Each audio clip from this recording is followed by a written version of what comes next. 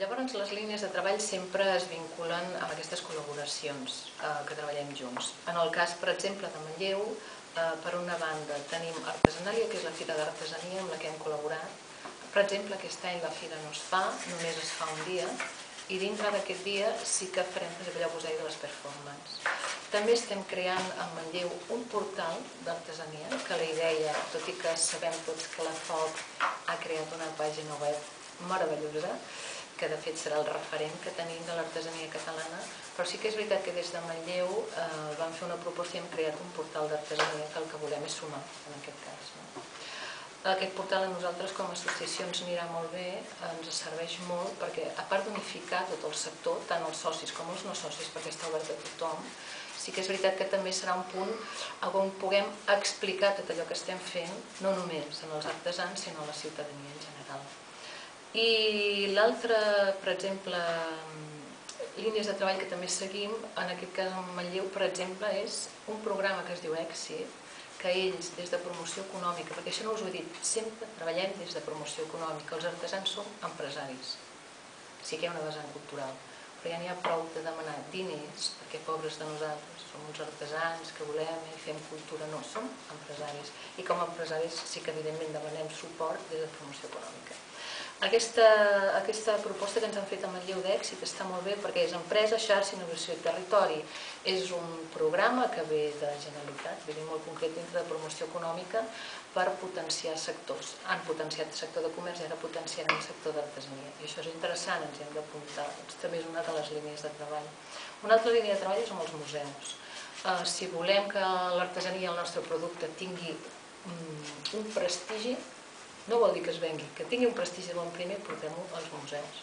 El MIT, per exemple, que és el Museu Industrial del Ter, han creat una botiga on hi ha producte artesà de qualitat d'Osona, i al Museu d'Art de la Pell estem també treballant perquè això sigui possible.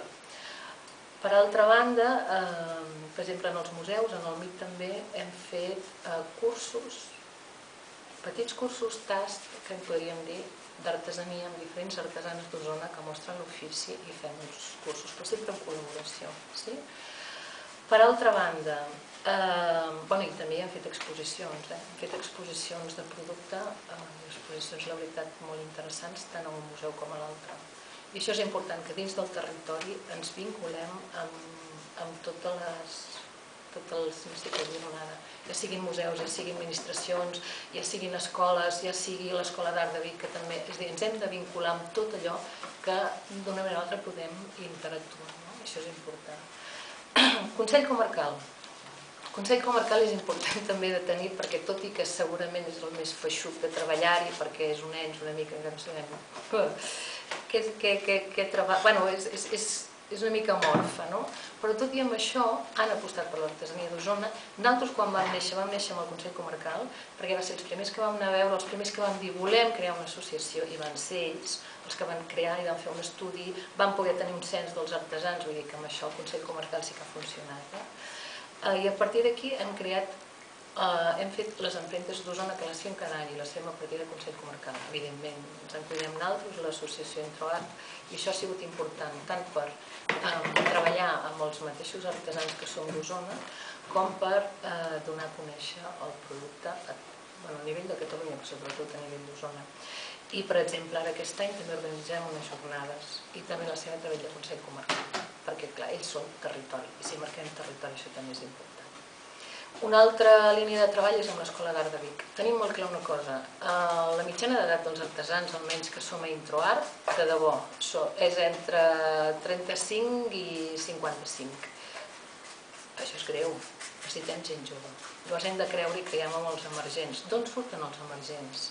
Actualment és difícil que et vingui una persona al taller i li ensenyis l'ofici, tot i que hi ha algun, per exemple, al Cistellers, en Joan Ferrer, que té un aprenent, no?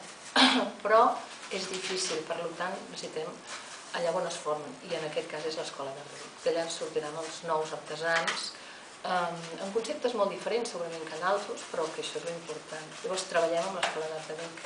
Tant hi treballem, per exemple, quan fem aquest concurs de performance, un dels premis és exclusiu per la gent de l'escola, que els hem d'anar a presentar, o quan plantegem qualsevol fira pensem en els emergents, l'exposició que farem a Banys Nous a Barcelona de l'artesania d'Osona pensem en els emergents i treballem junts. És a dir, qualsevol proposta que fem sempre parlem amb l'Escola d'Art de Vic. I finalment tenim, gràcies a Artesania Catalunya, que evidentment és la base de que tot això ha pogut sortir des que Artesania Catalunya ha apostat per l'artesania, que hi ha hagut un canvi, hem pogut engegar tot de projectes a través d'incentius i del suport d'Artesania Catalunya, això és bàsic. Però el gestor cultural. El gestor cultural, a través d'incentius, ens ha permès treballar tot això que estic dient i posar-nos-hi. Perquè una cosa està clara, per la cara, aquestes associacions que funcionem una mica per la cara, arriba un moment que per la cara no pots fer massa, no? I el fet que hi hagi una persona, o que en el nostre cas no és una persona, sinó que ho diversifiquem segons les necessitats i paguem a diferents persones per feines concretes que fan la gestió cultural, ha sigut bàsic. Vull dir que això també és important, però també és una línia de treball, és una persona o unes persones que puguin aprofundir i treballar amb allò. I facin el seguiment de totes aquestes propostes que